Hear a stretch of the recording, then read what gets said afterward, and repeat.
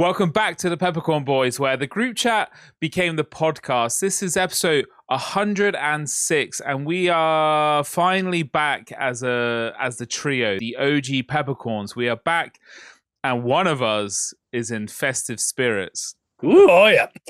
Oh, wait a sec. I just got to do something before we start. You sure? Wait a sec. Yeah, wait. I'm having my Jon Hamm moment. You missed that last week, didn't you? Well, my moment was being back on the podcast. That's why I was.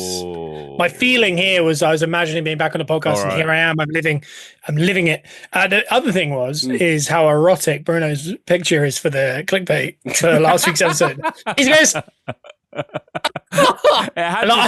I literally gasped when I went on. I was sat looking on YouTube, and it went across, and I was like. It's because it had to be slightly different to Joe's, and because in the scene he is doing I don't want to go over old stuff, but what's the film? It's an Apple series. I can't remember what it's called, but you don't need to watch it because the clip is bigger. The best part of it, and that's not the music that's in the actual show either. Oh, so it's been made better. It's the meme. Hopefully will live on way past 6-7. I just drove past some kids doing that in the street. Yeah. Well, I was going to say, when was that program out? Was it like 6-7 years ago? Yeah, I think it was 6-7 months ago. Is it? Is that recent? It was earlier this year. Gotcha. I tell you what, about 6-7 minutes ago though, I hit my Jon Hamm moment, and you can listen to the end of last week's episode to find out why. Yeah. Oh, okay. Scott, on that note. Because there was a little bit of a test, actually, because we actually didn't get into why you weren't on last week's episode until at least halfway through. And then we went through the whole Jon Hamm moment as well. And we went through another little tidbit that I left in there, a little nugget, which unless Joe said anything, what did you think of last week's episode? I thought it was brilliant. Other than... This is a test. No, this is it. So... you and the boys did a great job, obviously, last week, and there was a couple of technical issues and that kind of thing. We were trying to pick up our references and stuff like that when we. But I mean, I got 6 or 7 minutes in, and I must admit, I turned it off. Yeah, yeah. Wow. I haven't watched the whole episode. Wow! Because if there's one thing I know about Scott, the only reason he doesn't watch back this podcast is because he hates watching himself or listening to himself. So what was it last week that you hated? What made you turn off? It was the technical difficulties. Honestly, my dream is to watch anything that lasts an hour, because I haven't done it in 6 or 7 months actually. That one is actually real. That one's actually about 6 or 7 months. Actually saying now about 3 months, because the first 3 months you watch a lot of stuff. Yeah. Of having a child, and then the next 3 months. Yeah, honestly, if I see a whole football game, that'd be cool. Shout out to Alan Prince, because I mean he has the same issue, but I mean sometimes you miss parts. Yeah. And unfortunately, I watched the whole of last week's episode, but I must have missed this tidbit. What's the tidbit? Yeah, tidbit. Joe, you're probably burying me, weren't you? The reason that you went on the podcast was a berry, yeah, and I hacked to because you were the one in 13 and 1, in 1 and 13. Sorry. Oh yeah, I know. I had to sell the soul to the devil to make sure I won the playoffs this week. Yeah, and then some spooky stuff happened. I shouldn't be on this week's episode because I did say last week if I didn't win, then I wouldn't be on. It's a very tight game, and I mean, I literally was watching the points in the night because I woke up and I thought, oh no. And do you know what I did? I did the silly thing because basically it came down mine and Bruno's game.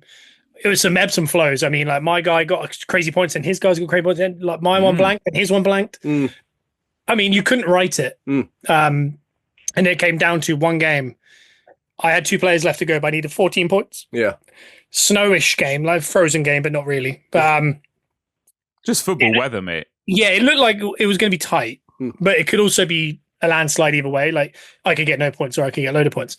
And I woke up maybe mid third quarter to late third quarter, and I checked Google. Like I said, I like to check that first because I like to get excited. I don't want to just see the straight points. I want to get excited or sad about it, and I went straight to Steelers. And I looked at like what they'd done, and it said Jalen Warren, 33 yards, no touchdown. I went, 3.3 points.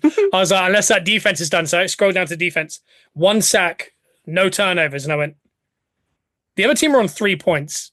This could be like an 8, maybe. I was thinking, I'm sure. Yeah. So I went back to sleep, woke up during the fourth quarter, and I checked it again. It was all still the same, and I was like, this is not good. Luckily, there was 1 carry and a couple more sacks. The worst part was the end of the game came down to a like garbage time. You could just throw the ball, and they were moving up the pitch, and every time they were moving up the pitch, my score was going down. Yeah, I was within like 0.3 or something. Yeah. It basically came down to about level, and then he got a sack, and mine went up by like a point. And then they got a couple more yards, and then the game ended, and I literally just finished whatever it was. Bad. It was so unlikely, and it was horrible. I do blame the Dallas Vikings game, because that was my last gasp of points, and the Vikings scoring to give Dallas some time left just allowed Dak to get some yardage, and then Aubrey to kick some points. But I knew that you won this morning when I woke up and looked at your WhatsApp. You could tell by your messages that it was kind of like a.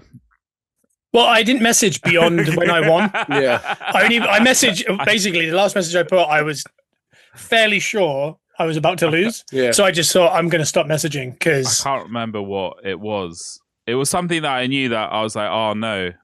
It was my God, that ending, watching that game could have easily gone either way. I don't think I would have got that message if I had won. Oh, like definitely. I'm not you, bro. I'm pretty chill about it. This guy's so salty. Like, he got so mad Sunday. He started telling me like anti-Dallas stuff. This was before Dallas played. He was just angry that I was ahead. But he was admitted to it. Like he said, I'm just salty. All right? Yeah. And I was like, just get it out. Get out of your system. Hey, like I said last week, for the podcast that you didn't watch, I'm forever humble. I'm forever just... what's the word that I use? It's not humble. It's another word. It's annoying. But... So humble. And that's what I did last week. What? Oh my God. I was going to say something. Oh, I've lost my train of thought. Sorry. I was even backing him up in the group chat last night as well. I was talking about Casemiro got banned for a year. What? Teams are just grabbing people by the throat. What's happened? Teams are just grabbing people by the throat now. There's a conspiracy against United. That's for sure. It might. I can see that. Yeah, that scoreline was mad. I caught that this morning on the radio. Such a good game to watch. Where'd you get this? Shops. That's really nice. Is that the Pringle Man? No, I went to the store. And that's a Monopoly Man. Is it? And that's a Luchador. Yeah. Christmas tree. No, where did you get it, though, really? The store. Where'd you get the hat? Temu. Both of them were Temu. Oh, nice. I can't spend any more. What I was going to say is, when I woke up this morning, read that text message, opened the fantasy app, looked at your message, I just went straight, whatever that darts player name is called, and I just absolutely wailed on my bed. I was like... Yeah, I saw that very quickly at work. Like, what? I couldn't even... I don't know if it's because I was at work and I was trying to watch it quickly, but I couldn't make out what I was even looking at. It was head loss, Joe. Like, I didn't even make out that it was darts because it was so like, I was like, what is happening? Well, originally the footage came out because obviously it was on Sky and he just like uppercutting the table in anger. And then you start to realize like, he's got a bad, he's bleeding a lot. Yeah, he probably burnt his hand quite bad. No one knew about that yet. No. Yeah. It's like a day later, people had a different view and were like, he's like pushing the fire. Yeah, but he wasn't stopping. Yeah, but I mean, it's like he was on bath salts. He was just like, he was like pushing it away. No, unless you're on stuff, a normal human can't do that. No, he didn't feel anything in those moments. No, he didn't. He wanted to feel something other than just pain. He just gone through mental pain, and now he was like, "I need physical pain." I'm surprised someone didn't come on and just grab all the darts and just take them off. The other guy was like, well played. He wanted to shake the hand. He wanted to shake the bloody hand. I don't know what he said in you got me so embarrassed. You know what I mean? Like to uppercut a chair or a table like that, burn yourself, and then have to hide it in your pocket because you're like, I need to get out of public. But wait, he walked past the guy that shook his hand, and he said something in his ear. I want to know what he said. I don't want to get blood on you because in that moment, I might kill you. Look, what is he saying in that moment? Because he's not in his normal like. No, headspace. he was. I don't know what headspace that guy was in. My God, it was so scary. He has to have 3rd-degree burns on that hand. Yeah. And that's his throwing hand. That's the you can't. Mate, he ripped apart his knuckles on that. This is like literally your job. Yeah, I'm worried. I'm worried. He's got a big temper. But have you ever crashed out that hard? I know Joe has because I've seen it a lot. Yeah, because you've been the architect of it. Though, I've been the architect of a couple. But I mean, I can honestly say I don't think I've ever crashed. I've never crashed out where I've had to like hit something. No. Yeah, I've crashed out like as in like just pure devastation. Usually football related. Yeah. But I'm not like there's no like physical part to it. Like I kind of wonder. I've never punched a wall. No, Joe has. Joe loves a little punch. Joe headbutt a wall if he has to. Like. I've never hit someone, but I've hit a wall. Yeah. Not these days. When I was younger. Yeah, Joe had a temper on him. Joe lost in theory once that mask came off when he was younger. I've seen Joe crashed out. We've talked about it before when I took his spag ball out of his hand. He literally flipped it out. Yeah, he chased me around the garden and kicked me in. Like you kept the rage long enough that I fatigued. And then this guy back then was 130, sobbing wet, just being held down by the chain on his neck. And he just kicked me in basically. And then the big one is the furniture in the pool. Yeah, for sure. That one was half joking. Like that one was. I'm not sure. I'm not sure the big man thought it was. A joke. Yeah, I think about that. Big man won't even talk about it. I still think about that to this day. I don't understand. Would you want to relive that back, Joe? Like when you die? No, that one. That's the one. Yeah, you don't want to. Like, do you know? In my head, you wearing a suit as well. I was. Okay. He was, and then he ended up in the pool. Then he ended up in the pool. Was it? It was first. I don't think it was. Was it Joey Barton? It was Joey Barton that caused it. Which we all know, which is all fair game now. We all know he's a bad man. We do, yeah. And we knew he's a bad man. He's caused a lot of problems. But he got Jovino sent off, didn't he? He's causing a lot of problems now. Shout out Jovino and Elton Prince because he'll love that reference. But I swear it's first day of the season because I was wearing a suit. There was a reason I was wearing a suit. Of course you'd be wearing a suit. It's the first day of the season. St James's Park against Newcastle. Yeah. I think about that still to this day. And the me now can't imagine doing that. Yeah. But I think in my head it was tongue in cheek. It was half for effect. Like I thought it was. Like but a leather sofa went in the ball, like ruined. But in my head, it's leather. It's wiped clean. Like I'm throwing a material. But if you submerge leather, there is padding. You know, there is. Those sofas are still going strong. They are, in all fairness. I was thinking. You said going strong. I was thinking. They're in garages. They're in the garage. Yeah. They housed Friday for a little bit. They shout out Friday. Missed that guy. Yeah, that was half tongue in cheek. Like that one wasn't like pure anger. I was mad about the Joe Barton thing, but I wanted it for effect. I wanted the visual of the sofa and me in the suit in the pool. Yes, that's what I was going for. Yeah. No, it didn't get the response. It was a great visual because we do remember it. I think there's a picture of it. It popped me. I think what was making the big man worse was this big man was laughing the way through it. There is a picture of it somewhere. I've seen the picture. You're in the pool with it, aren't you? Yeah. That was the point. That's what I wanted. All I wanted was a picture, regardless of the consequences. True artist, you know. No, but the ones when I was younger, yeah. Like I mean, I'm gonna be honest. I think most people that came through that generation, like my generation, my generation. There it is. Because we had a lot of Limp Bizkit, a lot of Eminem. We had a lot of anger, like pent up anger going on. There it is. Saint anger around my neck. That too. That was there. That's what made everyone so mad was that album. Probably, yeah. Because it was so bad. Love that album. I definitely don't have that now. Like, if I lost my composure now, I would be losing my composure a lot. Oh, that's see what you just said there. That's how I describe Bruno's crash outs. I know, genuinely. I've heard Bruno say, "I pack a punch to someone." Do you know what I mean? Like, there's definitely some days where I would lose my head, but I don't. Yeah, no, this is it. It's so impressive. Yeah. I can think of another crash out as well. Is when you when Ronaldo is it football again? It was Ronaldo, yeah.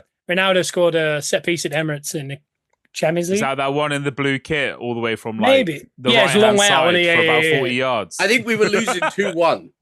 And then that took it away from Ronaldo took it away from us. Yeah. All I did was because Jason Park had you in like absolute turmoil that game. Yeah, that guy gives me nightmares. Yeah, and I think I kicked the ottoman that was in front of me. They had everyone's drink, including our mum. Mum's drink was on Her drink was on there, it hit the wall. And then the worst part was we all cleaned out while he carried on watching the game. But the thing was, it was so slightly out of character that no one spoke. No. Everyone just cleaned it up and ignored Joe. And then we all sat back down and watched it. Mum was terrified. I remember everyone having to come for her because she was scared. I think it was those moments that she was like, "What have I raised?" Yeah. I think those moments led me to be calm now because I realised in hindsight. Yeah, I can't think. I don't think I've crashed out when I was young. I'm sure, like, you know, when you're like 8 or something, you crash out like over nothing. I can't think of anything where I've like. I don't know. I'm pretty chill. Bruno's pretty chill, but Bruno. I get emotional. You do that. Stop it. Yeah, inside, I know he's crashing out. He's like, you wouldn't believe what I could have done to this room. He'll say something like that. Oh my god. He's like, see that wall? I could have been through it. Yeah. I crash out at the moment, and this is the most annoying thing. So I do crash out from time to time, and it's one reason only, and that's Fortnite. And I hate Does it actually make you crash out? Because I think it's when we squad up. Yeah. You get frustrated. in solos, it's my own doing, and sometimes like if it's an annoying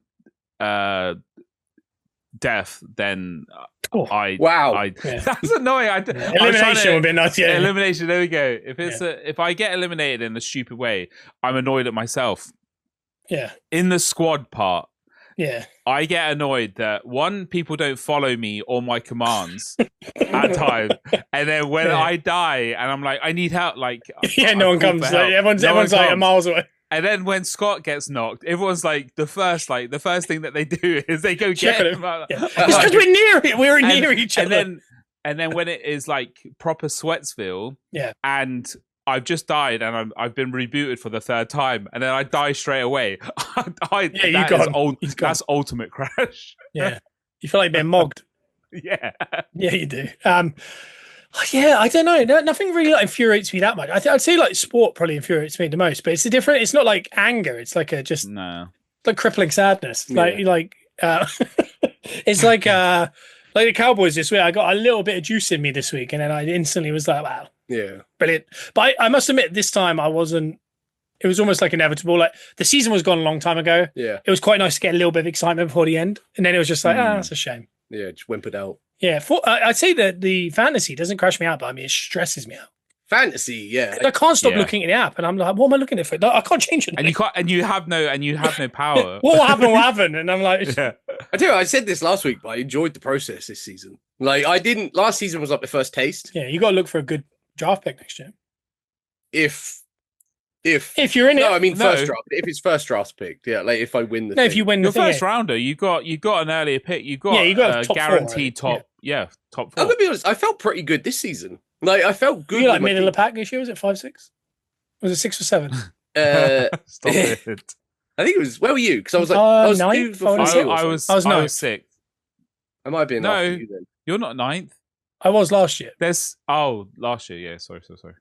And I won't be next year. No. I'll be 10th.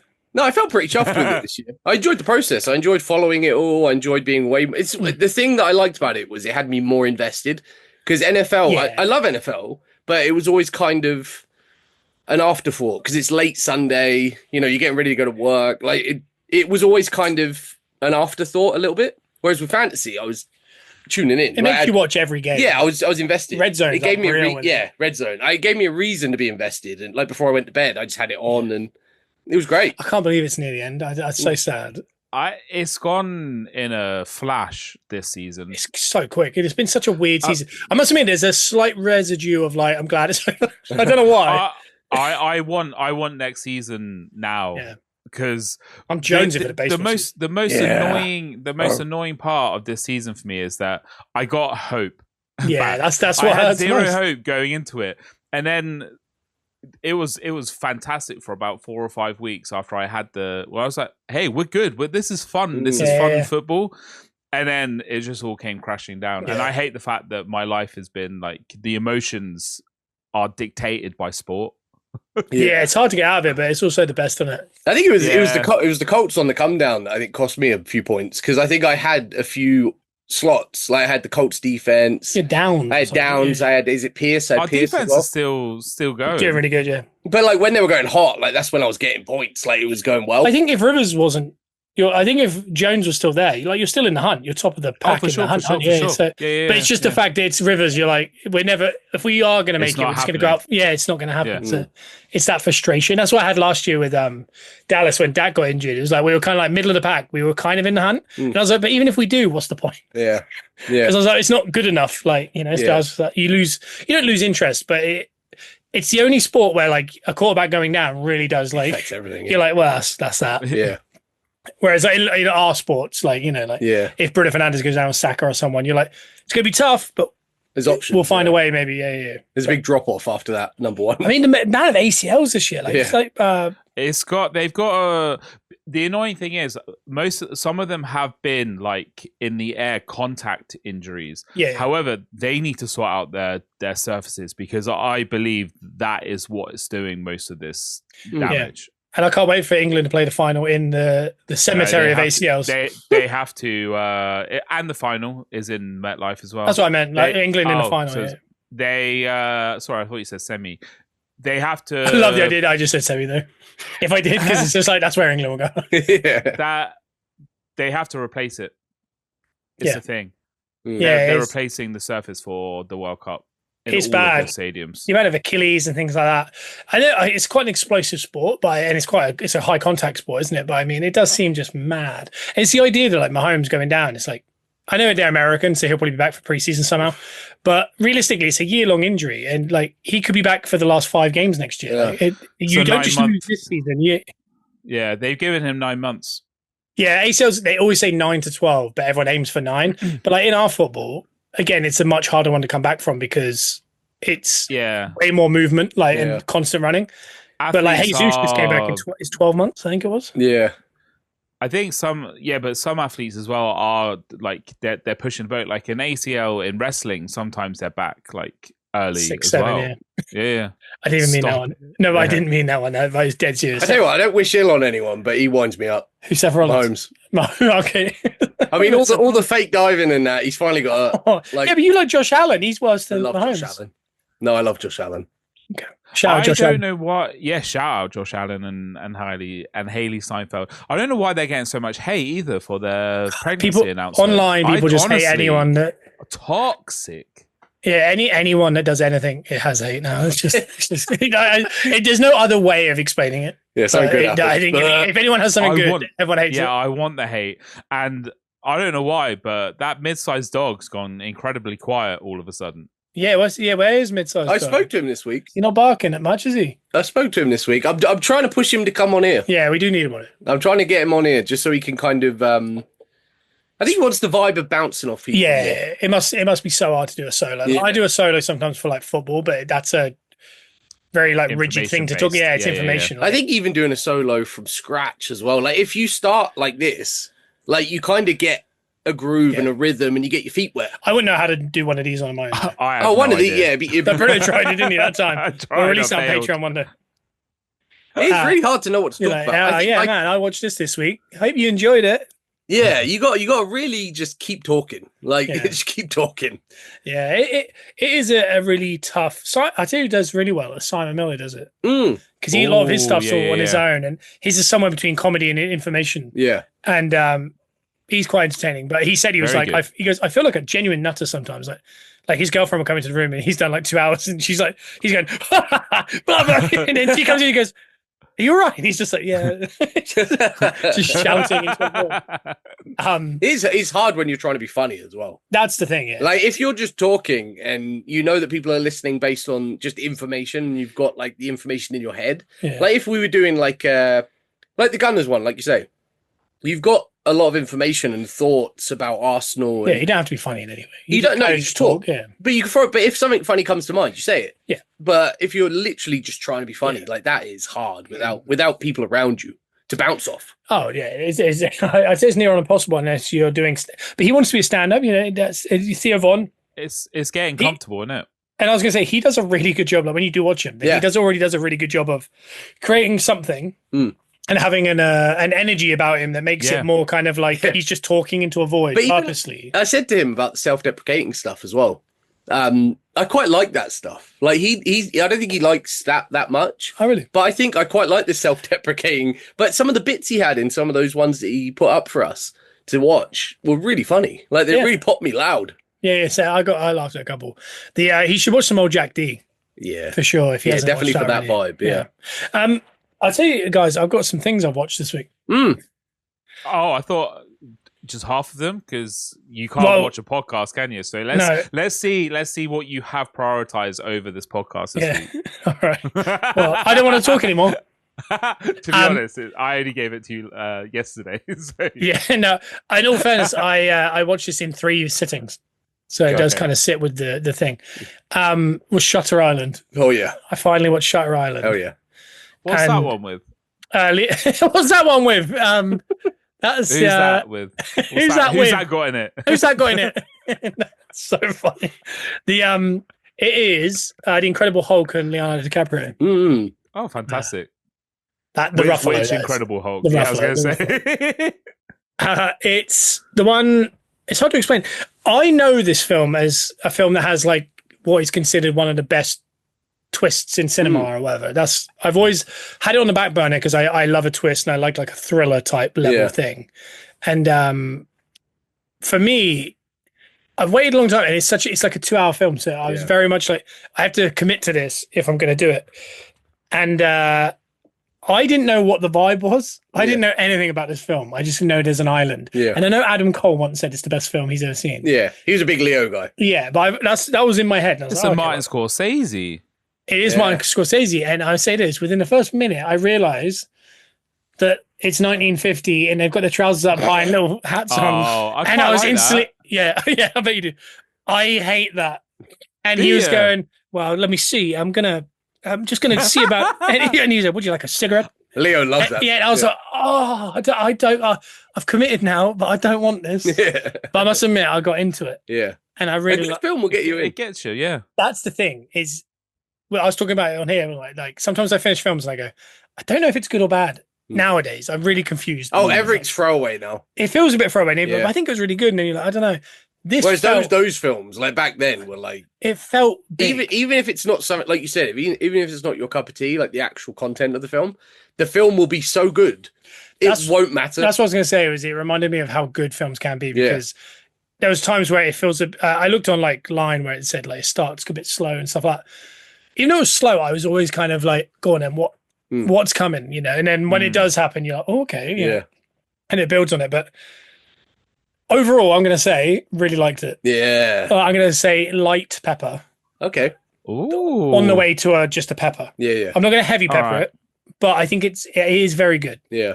Yeah. It's not a must see, but it's a good to see. Yeah. Worth a watch. It's definitely got me on everyone's list, I'd say. Yeah. Okay. I'll definitely watch that. Do you reckon? Do you know a couple Mondays ago? I think that's probably what stopped me from recording that podcast the day after the film that I decided to watch at 8 a.m. in the morning. Oh yeah, mad film to put on that early. I think the heaviness of what was it called? A Time to Kill with Samuel and McConaughey. And McConaughey, yeah. Is it Young Bullock as well, isn't it? It's a Young Bullock. It's got a lot of great people in, but my word, that film was long and it went like just straight from the bat. It was heavy. And then it just got incredibly worse in my eyes. Then, hey, but the good people won, at the end of the day. Well, this is it. That's what we're hoping. You sound like you just reviewed 2020 to now, but I'm just hoping the ending is coming. Oh my I hope word. Somehow the my ending word. is how you just explained it.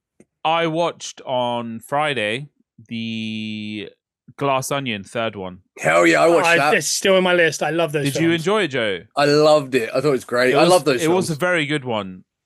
Did you say it's the best of the three? Or no? I think the first one is my favorite, and then I think the Murder Mystery, the second one, the glass onion one is second, and then this is very good, but it's not as. It's a different Good, vibe. Like it is a very different vibe. All three for are sure. very different. Yeah.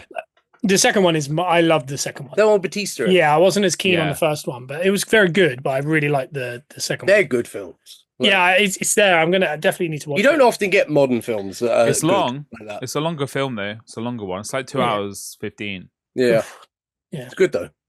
Has I to just do like that in Daniel 3 parts, Craig. mate. I will have to do it in 3 parts.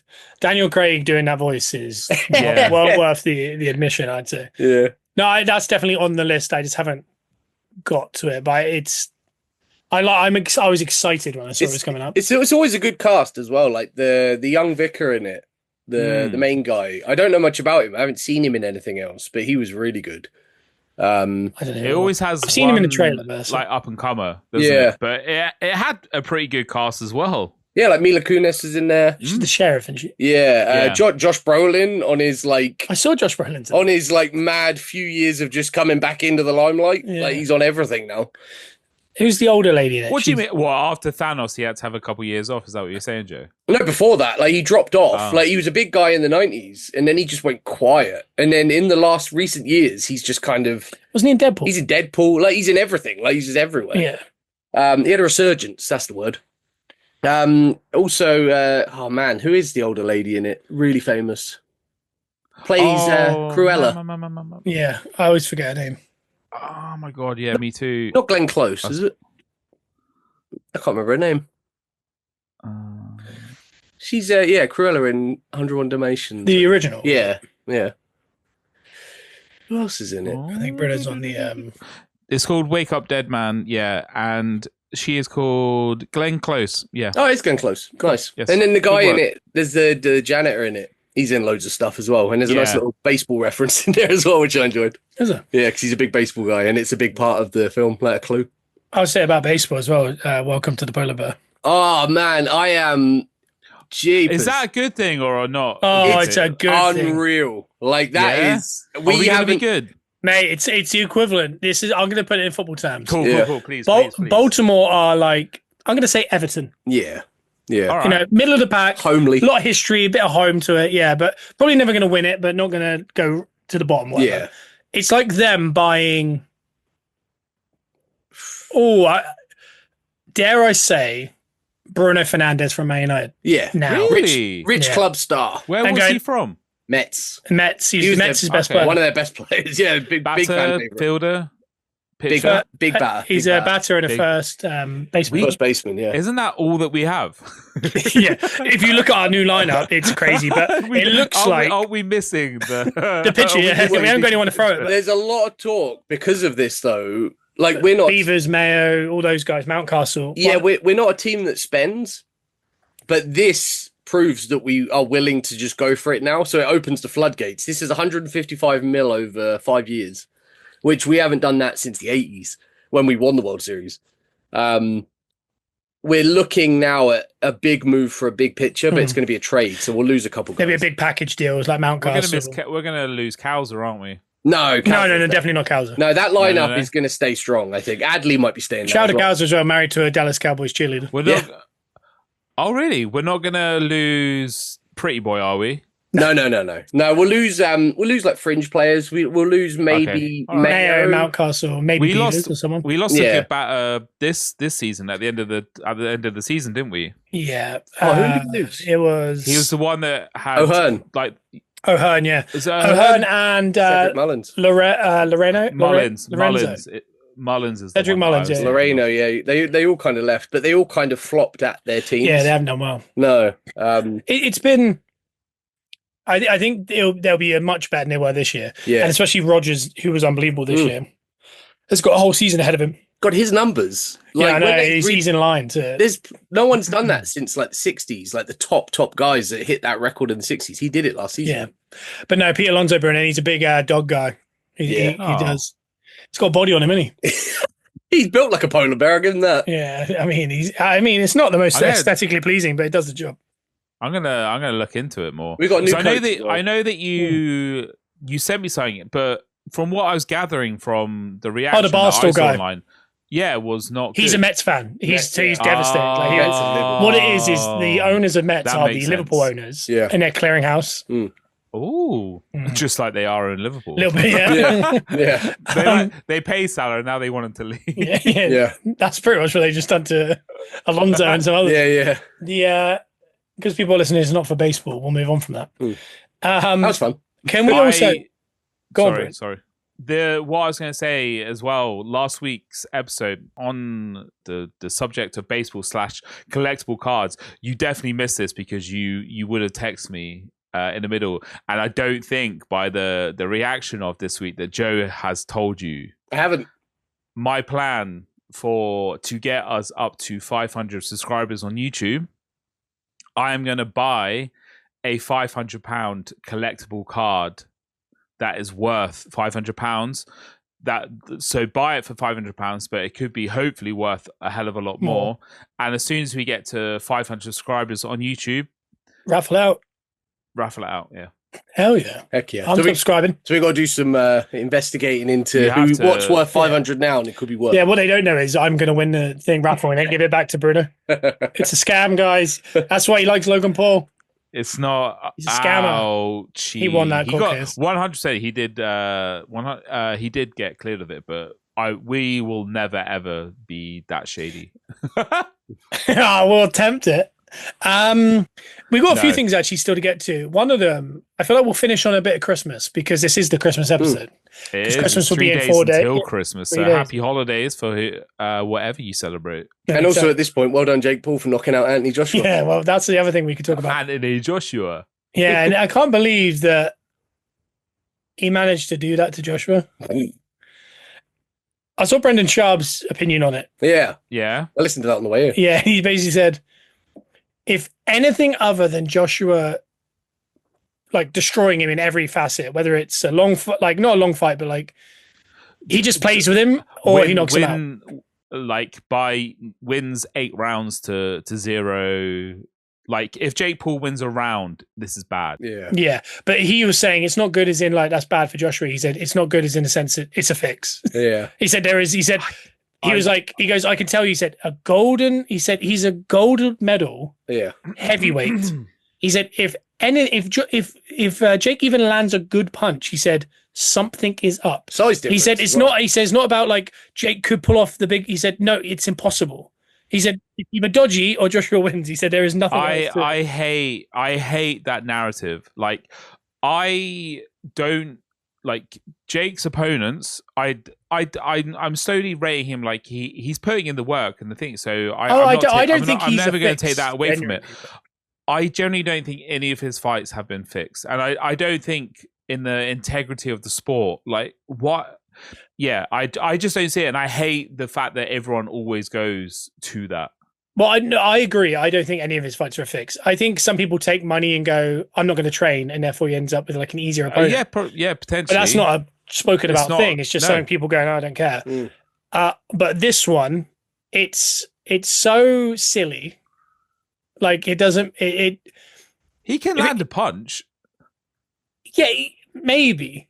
Joshua isn't necessarily a defensive god. No, exactly. But it's the equivalent, like size-wise, it is genuinely like you and Kieran having a fight. If Kieran had been boxing for 5 years and you've been boxing for 25 years and you were a gold medalist, and you'd be like, yeah, he's not going to do anything to me. It's not physically possible. Yeah, we should see a Jake Paul knockout for sure. Even if it's not a knockout and he just plays with him, like... Yeah, because the problem with this one, I think there's intrigue to it. Yeah, because it is mad. But I do kind of agree with Sharp where it's like if you know, I don't know boxing, but like he does. He's a Golden Gloves guy. Like he was like, there's no intrigue because he said it's he can't do anything to him. If he does, it means either Joshua's gone, I don't care, and I'm going to let him, or he's. He said on it, he goes, I don't want a lawsuit. He said, I don't think it's a fix. He said it's just. If they're both deciding to box, he said Jake Paul cannot even land a punch on him. So he said it's not normal, which makes it, I think, a weirder watch because you're kind of thinking like, I don't know. But that's just one person's opinion. I think, yeah, for sure. I don't necessarily agree with that opinion. I think Jake has like he struggled with Fury, Tommy Fury. Yeah, for sure. Yeah, for sure. I But worry for it, man. Still won rounds, but and that was a split decision. Yeah, The Tommy Fury. So I generally do think that I don't think that Jake will win, and if he does win a round, I'll be heavily surprised. But I also, if it does happen or unthinkable happen, my first instinct will never be it was fixed or Joshua kind of phoned it in, or if he phoned it in, that's on him. Oh yeah, it's definitely on him. That's not. I think if Jake wins a round or even wins the fight, Joshua either phoned it in or he decided he just didn't want to win. Yeah. Like, I don't think there's a physical possible if they're both trying. I don't think Joshua would phone it in either. So I think you can underestimate maybe. Yeah, there's an element of with this sort of fight. From looking at the videos though, he looks like he's like kind of going out to kill him. Yeah, well, this kind of fight though, they've both kind of come together. They're both come together for a payday. Yeah. They're not fighting for like titles and it's things. like the Tyson fight a little bit. Like, it's an odyssey, isn't it? They've come together for it. So there is a chance that Joshua's not going to try and knock Jake out. Like, he's going to toy with him. Play with him, yeah. This isn't an exhibition though. It's not an exhibition. No, that's what's but Jake's created this thing where they could both make a lot of money. So it's not like they're not hungry for the kill. Yeah. Like, it's a payday.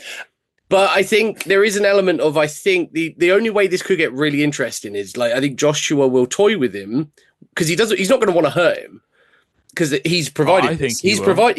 I think he wants to hurt him. He's provided potentially the most watched boxing match of all time for Joshua. Like, so Joshua's going into it probably thinking, I don't want to kill the guy because he's giving me this. Like, this is amazing. I don't think he will. But I think the minute he gets it, but I think the minute Jake, which I think he will try and go for the kill, Joshua will then go, okay, there we go, let's go. From watching the like build up stuff, it feels like Jake, for the first time, I feel like he feels like he knows he's in over his head. Yeah. And because Joshua's not going up to like play with it. Like, Joshua's like interviews are very like, I'm gonna just it's gonna be a really bad day. That's what Joshua said for every opponent that I've seen him fight. But I think what Jake needs is that, usually has a bit of there's like a circus. Mind games. He's not in the circus. He's just doing boxing mind games. And Jake's kind of like, okay, he's not playing up to my stuff. And now I'm actually going against the heavyweight gold medalist. Yeah. And I don't think there's anything other than I think Jake gets really hurt. I think that's the only way it ends. The last time that Joshua fought someone as tall as Jake, though, he lost. Ruiz. Was that Ruiz? Yeah. Ruiz is unbelievable. He was very, very good. He fell off, though. He did fall off as well. Yeah, he did, yeah. But I don't know. But either way, the only thing that, like you said, it's the record makes it more interesting because Joshua can't afford to lose. 2, they've announced him and Tyson Fury are finally going to do it after this. Yeah. Next year. Which means if he loses Jake Paul, that's all done. Yeah. So he doesn't just lose the 100 million here. As it is. Yeah. He loses another, like, he loses this, his money's done. That was his last payday. Whereas if he keeps winning this, he's probably got 2 or 3 more paydays next year, and then he can go, I'm done. There's a lot on the line for both. I think with Jake, there's nothing on the line because I think if he gets knocked out, everyone goes, but this is like this is a big test for him. So if he impresses, this is huge. Like, because at the minute, everyone's questioning his opponent. Take him more seriously if he does, like, even does a tiny bit of damage or something. But I don't think there's much to lose for Jake. I think people in the box community are like, he's a nutter. Yeah. Like, that is such a wild thing to, like, you got to have a screw loose to be able to be like, yeah, I'm going to do that. But I think he's already kind of winning because, I mean, we know he's good. Like, he is good. Like, he's only been doing it 5 years. Like, you can't be a great boxer after 5 years. No. But he is good. We know he is. But he's also managing to create an entire, he's the reason we're getting these fights on Netflix. Like, that is another side of boxing that people miss, is it's not just the in-ring ability. It's the ability to do this, to draw houses. And thank you, John. We'll talk about that in a second. Yeah. And it's the ability to draw houses. And not just that, put these fights in every home in the world, essentially, on Netflix. Like, he's done that as well. As well as being decent after 5 years. Yeah. So he's already winning. I think one day he'll get, like, some kind of credit for helping so many people. I mean, we're a big fan of the Pauls. Like, I enjoy them succeeding just because they're brothers that came from nothing and created something. Like, I'll enjoy anything they do. So I'll be rooting for Jake in that fight. I want to see him actually succeed. But yeah, I don't think it's gonna be tough, and I will watch it. Yeah, it's free, isn't it? So Yeah, essentially, yeah. Yeah. Not my Netflix account. Yeah. Yeah. Gotta be careful with that now. Yeah, Joe referenced John, and we have to talk about it. We have to talk about. We do. We can see John Cena, and I have a lot. I have a lot of emotions. Yeah. Okay. I cried so much more than I expected. Same. Did you? Yeah, I did. And I was talking to that Kilt Wilson and to you. Yeah. And I can't. It's very hard for me to verbalize it, but it's not about John Cena as much as it is about an era of life. Yeah. That he was on top. So I'm going to kind of surmise this really as quick as I can. When he kind of became a big deal, it was like 04, 05 kind of thing, like big deal. Like he joined in 2002 or whatever. Bruno and I were leaving school around that time. That's year 11, you're 16, 17. And I wanted to become a wrestler. You know, my intention was to go to wrestling school at 18. I ended up going at 20. Yeah. And I started working out at about 17 because, and what I used to do, I was watch John Cena's DVD of him working out. Yeah. And I was like, well, my goal is I have to be here. And he's the Hogan of this era. So I was like, you know, I wasn't a huge fan of John Cena. I was just like, later in life, I've become a massive John Cena fan as far as the human kind of goes. The human more, yeah. But I was like, oh, yeah, he's the, you know, the top guy. So I need to get there. That kind of bushy-tailed, wide-eyed kid of like 18 to like 35 now, 36. Yeah. The era in there of like going to WrestleManias because you want to network, you want to see the wrestlers, you want to kind of motivate yourself. This is where I need to be. Yeah. He was the guy. He was the like Bigfoot. If you could see him in the street or something, it was like, he seems surreal, right? Yeah.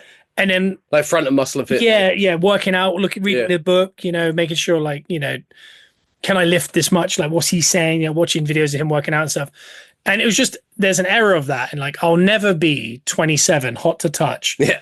Like, reading every bit of wrestling book, you know, ordering DVDs from America to get them earlier so I can watch like CM Punk's documentary. Yep. This is pre like network, pre everything. I'll never be that kid going to wrestling school and then that night being like, what am I going to work on? Okay. Well, John Cena mentioned like Ray Stevens and Pat Patterson. Yeah. So I'm now deeping into like 60s wrestling and stuff. There is like an energy that you have throughout that time that there's a point where it comes to an end. You tap out while smiling, you know? Yeah. And as his book closes, ours isn't. But it's never going to be what in the middle of the book, you know. Yeah. I'm towards the back of the book of that career. Yeah. And it just feels like he was on top for that being 18 to 35 kind of thing. And like I said, I'll never be going to WrestleMania like so wide-eyed of not like, we're too close. We were in the Superstar Hotel last time we went to WrestleMania. So are you. Like it's so close, it's not the same feeling. It's more real now. It's a different feeling. And TKO makes it a bit harder to enjoy and stuff. But like there's so much that just it summed up a period of my life that I was like, oh, that will never be the game. That's happened. Yeah. And I think he was the signal, the symbol of it. So watching him do that entrance and the music they chose of like Sweet Symphony and then at the end doing I Lived by One Republic was so of that middle of that time that we were all going to Mania doing playlists and all that I was sat there going, oh my God, like I couldn't even explain. That's as best as I can explain it, but it's like a feeling. So it wasn't necessarily I won't get to see John Cena run to the ring again. Yeah. It's like there's a million DVDs. We can do that anytime. Like, it's not a problem. Like he's not what he was. Yeah.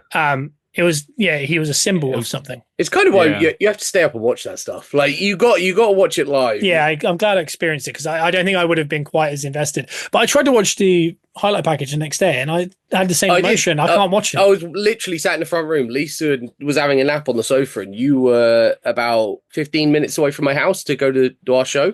Yeah. And I watched the video packages again and I was literally sat there with wet eyes. I had to keep staring out the window and like taking my eyes off it every now and then, like just to not think about it. Why. And like I think Lillian's like voice broke and the ref was crying and there was things like that. And I was just like, God, it really is the end of something. Yeah, I knew this was coming because during this run where he was doing his like final appearances, I think it was one of the recent ones. I sat there and thought, we're gonna have to watch him do this the last time. Winking at Stu saying, and it's gonna feel so strange. And I think my peak of that feeling that you were trying to explain then, I can understand that feeling. It was Houston. Yeah, and it's always Houston. It felt like I feel Houston. It was Houston. He was on the front of Muscle and Fitness. We had it in our room. Like we bought it. And then I think Stone Cold went into the Hall of Fame, who was like our guy. Yeah. Like he was the passing of the torch. He was the man. He literally handed him a Steve Weiser after his speech had finished. And we were in the crowd for this. We were sat in the bleachers watching this. In our suits. And I turned to you while they're doing this right in front of us. And I said, he's just passed him the torch. He just handed him a Steve Weiser. I think I'm a Cena guy now. No, here you are. And you hated Cena for a long time. For a long time. Yeah. Only because he held that I think we title. all went through that, didn't we? I mean, he was holding that way too long. I wanted it gone. I wanted Edge to We win. hated him, but we respected the hell out of him. Oh, big time. Always, yeah. Big time. I don't know. I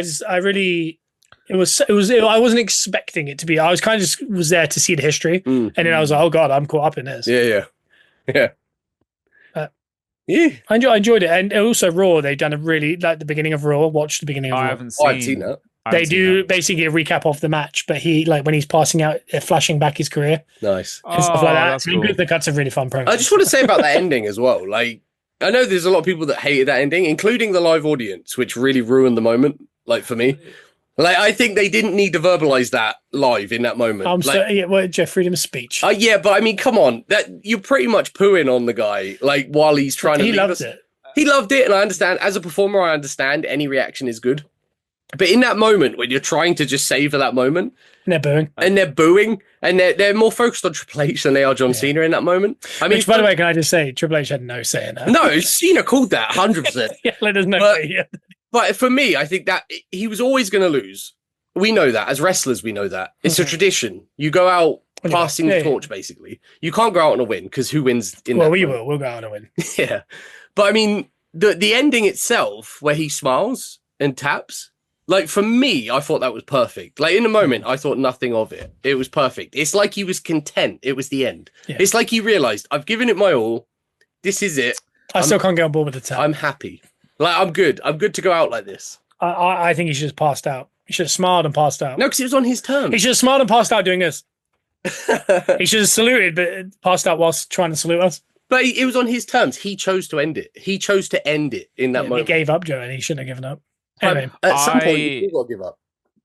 I hate that. I don't know what you just said. I don't want to not say any part. Like there are reservations to a lot of the run-in for it, but I'm just going to celebrate. I just want to celebrate the career of John Cena and what it's meant to be. But I do have. How long was that also, bow he did there? I don't want to say stuff that like I do have. No. It must be strong opinions if he's not saying it. It is slightly strong. He hates the guy, but does he? I don't know whether I don't hate the guy at all. One, I didn't want it done on a Saturday night main event, and I would have wanted it done in his home town for sure. I think once I saw it, I think I wished it was a WrestleMania. How he ended it. I wish it was Mania to Mania or something. I think a Mania would have been perfect. Yeah, and I didn't. It was so kind of predictable as well, and I don't think Gunther, however much I do like him, is not the person that you pass the torch to. Oh, there's a bigger, longer story to that. Yeah. I think it's going to pay off. I'm going to say this is a real quick thing. No, you're not being naive. In wrestling, what you don't want to do is when the Taker streak ended, everyone was like, oh, it should have been Roman or it should have been Bray or someone. You don't want anyone to have that heat. No. You need someone to take the heat for you that's like Teflon, like Brock, who then can lose to that person and be like, that's the torch is passed via a person. Yeah. The torch is being passed from Cena to Braun. It's going via Gunther because if Braun had beaten him, people would always have been like, he always retired him. He would never be a babyface. Only Gunther could take that heat. I think he can absorb it and be a heel, and then when he loses to Braun, I don't know. I think that they could have had I think Braun could have destroyed Cena, and it would have got a massive reaction. Do you think? Yeah, that's interesting. I think because it could have been. I would like to have seen Kit Wilson destroy Cena in his last match. I would have absolutely loved it. Flown that flag above him. There's nothing more masculine than John Cena. Yeah, he's toxic. No. Yeah. Toxic. Before we end, I do want to get onto a bit of Christmas. Obviously, we're not going to make Bruno talk his ratchet playlist that upset a lot of people in the past. But I found my ideal Christmas song, I think, because I have a lot of them. Okay. I have a lot of versions of it, and it's oh my god. Somehow we've ended up doing his playlist. How's that happened? I'm partial to Feliz Navidad. Oh, what is the best Christmas film? Just Lonely one. This Christmas. Lonely This Christmas. Yeah. What film's that? Oh, I thought you said song. Sorry. A film. I thought we were talking about songs. Film, The Holiday. Okay. Christmas one. I think we've already said it. Harry Potter, Philosopher's Stone gives me the best Christmas vibe. A lot of people saying A Wonderful Life is the best. Yeah. I don't know if I fully. I wouldn't seeing choose that. I like Home Alone. Yeah, I'd agree. Home Alone. It depends what era you're from, though. Yeah. Does it? National Lampoons for me is like perfect. I've got a few. Christmas Office Party is my actual favorite. But I just want to do a quick one while Bruno's looking for his playlist. No, I've got the song that I like that is 100% top is Christmas Baby Please Come Home. Who's that by? They're singing Deck the Halls. Oh yeah, doesn't smell like Christmas at all. It's I like the Bublé version, but I like the original, which is damn it, I can't find it. I can't remember who sings that. Darlene Love is the original of it. But film wise, recently, Champagne Christmas, I think it is on Netflix. With Minka Kelly. I loved that film. Yeah, Minka Kelly is the one that Mika kept singing about. Was it? Gene Kelly. The question I have this year, because obviously this is our third Christmas episode, I believe. Jeez, it really? Is, yeah. Yeah. Happy Holidays from the Peppercorn Boys, Volume 3. And we haven't gone overly Christmassy. Maybe next year we'll go back to that kind of. Do you reckon? Yeah. Obviously, I bought stuff in for this episode, but I know you two didn't. But what I want to ask, this is the big question, because I've seen some really interesting in it. You know, America has its issues, but I think maybe their biggest issue. I hope this isn't. I don't want anyone to take, because of the current world, I don't want people to think that was a ill-advised joke. Yeah. It was just a bit of sarcasm. But one of their big issues at the minute is their Christmas dinners. I think they have a slight issue. I saw them there was a voting thing of Americans kind of saying what is the ultimate meal, and they went with chicken, which I think instantly is just they've got that wrong off the bat. I think that's every Sunday. I'm not saying that it's not a good decision. Yeah, I'm just saying it's meat in it. Yeah, it's just wrong. Yeah, don't they have it on Christmas Eve as well in America? Well, a lot of people said that they used to have Christmas dinner on Christmas Eve, and then on the day they have like takeaway or something. Yeah, but apparently no, that it's become more traditional to But I think as well they have Thanksgiving turkey. Yeah, they have it. So twice, I think that's why they hate turkey as well. Yeah, and they deep fry it. Yeah, and they don't know how to cook. Dry as hell. Yeah. But so they started with roast chicken with roasted vegetables, and I was like, you started wrong, but I mean, it's vaguely right. Yeah, you get close. And then they said, you have to have a salad. A salad? Yeah. And they were like, any good Christmas dinner will have a salad in the middle of the table. And I thought, I don't know where you're trying to go with this. I don't think I can think of anything less Christmassy than a salad. I don't want to see a salad on Christmas. I want to see one salad. I don't see a salad any day. I don't want to see a salad in December. I don't see it. I don't think it's fair. Never. I think it's your breakfast is the candy out of your calendar. Yeah. Your lunch is a bacon sandwich, maybe. Later on. And then my dinner, lunch is the Christmas dinner. Oh yeah, true. It depends how early. On Christmas Day, the best part of the day is the end of the day when you have the sandwich. Yeah. Yeah. So, but they were mentioning it. They didn't have stuffing. No. They didn't have Yorkshire puddings, which I don't think Yorkshire pudding is a Christmas. Yorkshire pudding, isn't necessarily Christmas, but it's definitely not American. Yeah, they don't understand Yorkshire pudding. Do they even ever have Yorkshire pudding? I don't think so. Okay. I generally don't think so. I don't think they know what Yorkshire is. I think they didn't have pigs in blankets. That's mad. That's the best part. I think they went with turkey sausage or something, and I was like, whatever it was winding me up, and I was just thinking. And it made me think of what for you guys is the perfect Christmas dinner. Ooh. Oh wow! Well, Bruno, put together the plate. I've cooked the perfect Christmas dinner on many occasions. Yes, you have. Did you make one for us? Like, I don't think it was last. Lisa had it. Yeah, the Christmas before. Yeah, that Christmas dinner was. Woo! I still think about that Christmas dinner. But Bruno, put the plate together, and we'll just add anything. The ultimate one. So turkey. And I like turkey, ham, turkey, little sandwich of meat on the plate. Then it has to be a sausage, sage and onion stuffing. So it has to be sausage meat in there. It's a lot of what I realize now. I don't mind a chestnut, and I don't mind a cranberry in there either. But we don't need to. That's not much about. My perfect one is sage and onion, sausage meat stuffing. Yeah. Pigs in blankets, but it has to be a larger, like a chipolata, not the little cocktail ones. It has to be homemade because I like to wrap it myself. So a chipolata, and it has to be with pancetta because then it gives it a little bit more. Crisp. It's like, yeah, it's not as fatty. I want that crispness. But it gives it, it's a beautiful. It's an ode to that. Then it's a goose or duck fat roast potato. And when I used to be in my absolute proper bouginess, I did I did fancy potato. I did like but it wasted a lot of the potato, which you don't need to do. But it's beginning with C, and I can't remember what type of potato it's called, but that was so proper good roast potatoes. I do put a Yorkshire pudding on the plate because why wouldn't you? It's a roast dinner. Like let's just have it. But why would you leave it out? It's not necessarily a Christmas staple. And then a very good turkey and like gravy. And I normally put a little bit of red currant jelly in there to give it that little bit of sweet kick, like very subtle, but so it's different from your normal Sunday roasts.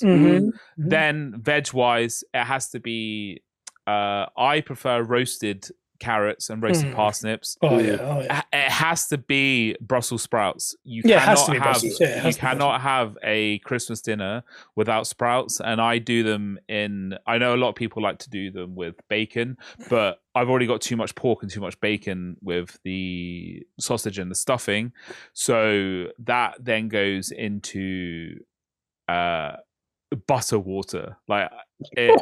I basically just to infuse it with some sort of flavor, and then I like swede and carrot mash. Oh, I love swede and carrot mash. And I like some peas, and if necessary, I do a cabbage. Mate, that plate is gigantic. What I normally do, don't disagree with any of it. We bought special plates for it, didn't we? Yeah, we did. But I serve it with the meat, the potatoes, the stuffing, and the gravy. And then it's a buffet of veg, and people can add what veg they want, and at whatever times throughout the meal, and that's pretty much it. I think. I don't think I'm missing. I don't go crazy. I don't do cauliflower cheese because I don't think cheese and that feels American needs to be. Well. Yeah, they got to add cheese to everything. But cauliflower cheese is lush with a roast, so and good. I would pair that more with a roast beef. And that's where I kind of go into it. I like doing things to pair with certain things. Yeah, I was going to say white meat or dark meat or a bit of both. I serve it with white meat, but in a sandwich the next day or later, I like the dark meat. Is unbelievable. It's good, oh my goodness! I'll have a bit of both on my plate. I'll choose that instead of the ham. I kind of keep the ham to one side. I couldn't disagree with any of it. The only thing I'd add is maybe like a bread sauce but that's more of a tradition in ours. Yes, yeah. But I love that dipping, like kind of like mixing it in with the gravy, and you start. I've never been a big fan of bread sauce, but hey, I'm not sure if I even like it, but I just feel like it has to be the big man. To the big man upstairs, we got you. Big G. But no, I just thought we'd end on that bit of food there. Hungry, if you're listening to that a few days out, I'm hoping you're hungry because I'm hungry now. I have not cooked that Christmas dinner like I have done 3 years 2019 probably. We did it for us. That was good. Yeah, but I don't think I did it to the level that I normally do because I was trying to infuse myself with the Bishton Christmas. I didn't want to take it over because then Scott would have had like an agenda against me. It's like, all right, that's the end of this. You can catch us on YouTube. We're the Peppercorn Boys. You can see us on Instagram and TikTok with the Peppercorn Boys. Follow us here on Apple and Spotify with the Peppercorn Boys. Leave us a 5-star review. All those kind of good things. And just find us anyway. You know what I mean? Bruno's putting the TikToks out, the YouTube Shorts, these things. I'm hoping if if you're finding us through the shorts, brilliant. Stay around. And as Bruno said, there could be a card in people's future if we can get these subs up. It's not going to be a could be. It's an absolute dead cert that once we hit 500 subscribers, there will be a giveaway. So if you're not listening on YouTube or you're not subscribed on YouTube, make sure that you are, because be in with a chance to win it. Yeah. Oh, yeah. And if you go to someone's house, just log into their computer. If they got their YouTube open, just add us. Anywhere. Yeah. Go to Apple stores, add us. Open 500 accounts. You can win. You'll guarantee a win. Yeah. If anyone wants to open 500 accounts and subscribe to us, and then every week watch them on all 500, that would be helpful as well. Heck yeah. I think that would help Real us. helpful. Yeah.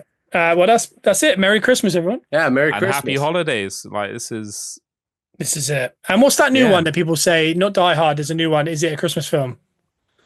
Oh, what is the question? There's a certain film now that everyone says, is that a Christmas film? Oh my God, I can't remember what it is. It's not Holiday, is it? It's not Holiday. One sec, I'm just going to check it. Scott notoriously, if there's one thing I know about Scott notoriously believes that The Holiday is not a Christmas film. You don't think Holiday's a Christmas film? No, it's a New Year film.